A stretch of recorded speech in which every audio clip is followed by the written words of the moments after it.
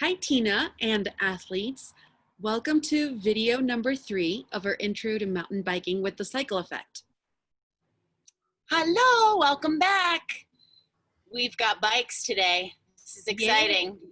Yay. It is. So Coach Sam, who's one of our coaches in Summit County, built this bike for me.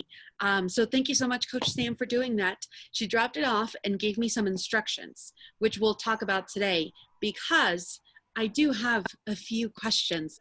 Why does the seat have to be so high? So the seat is going to be higher because when you're mountain biking, you're going up and down big hills, right? And so when you're going up and you're pedaling, you want to get as much power out of your pedal stroke as possible.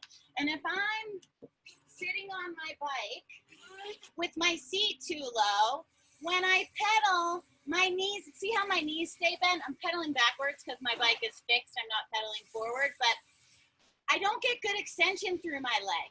When my seat is high, then when I'm pedaling, I get this full extension through my leg, which makes me a more efficient pedaler. If your seat's really low, you're working twice as hard to make the bike go. When your seat's high, you get these big pedal strokes, power all through the hip and down through your leg to make it a whole lot easier and efficient for you to get your bike to move.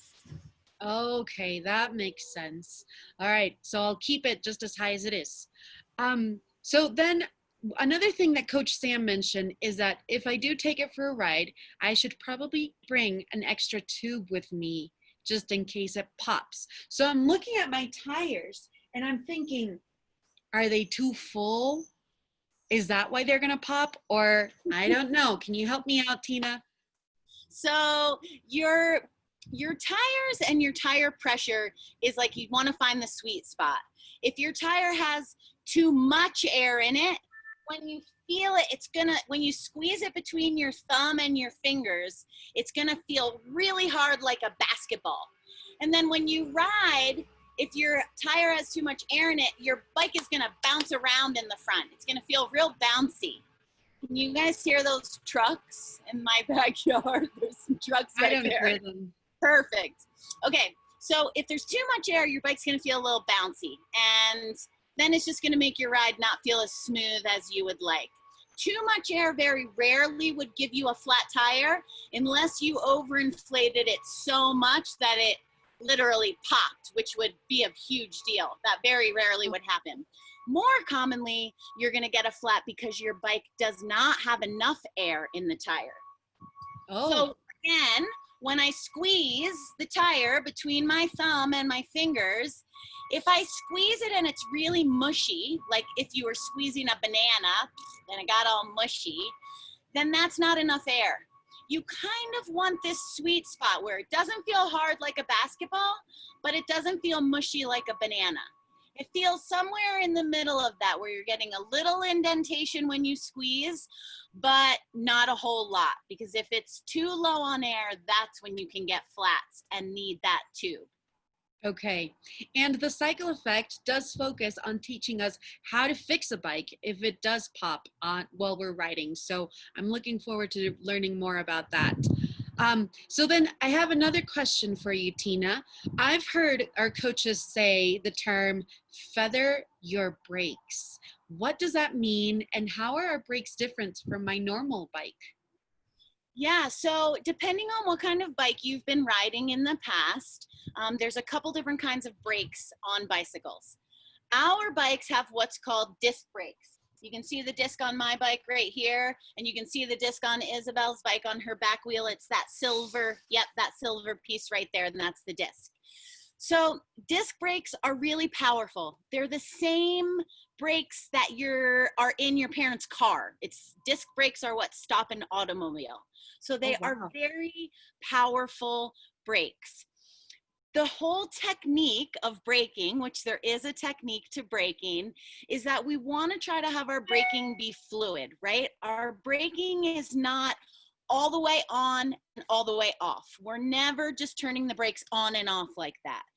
Feathering your brakes talks about having a range, almost like a volume or a dimmer switch would, right? Like you can squeeze the brakes a little bit and get your bike to slow down and potentially even stop. It'll take you a little longer, or you can squeeze them a little more to get a faster stop, like a stronger stopping power to the bike.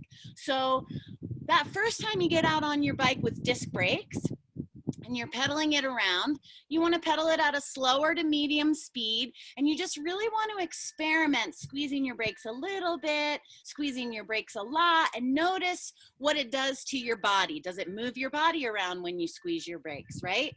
The right side of your bike is your back brake. Your back brake does a great job slowing you down a little bit. It doesn't do a good job slowing you down when you're going really fast. And so the front brake is going to be on the left side of the bike. That one is far more powerful, but it's also one that you want to get super comfortable with. You don't want to over squeeze your front brake. You want to feather it. You want to squeeze it a little bit at a time until you get the stopping power you want to achieve.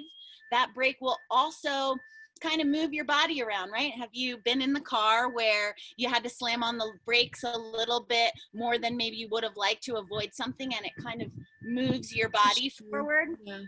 Same thing will happen on your mountain bike with your brakes on your mountain bike. They're really strong. If you pull them really hard, something is going to happen with your body. It's going to keep moving, and we have to be braced for that. We'll talk more about those things as we get into skills in person. Perfect. So that's good to know that the brakes, we don't want to necessarily push them down all the way because they do work differently than on other bikes. That I'm going to remember that as we start writing. So the last thing that I'm learning, Tina, and this I thought was pretty cool. I'm just hearing a lot of people, especially our coaches, saying that bikes should be named. Do you have a name for your bike? I do. I've had a name for all of my bikes. I think it's really fun to give your bike a name. It gives it character. This bike, her name is Niobe.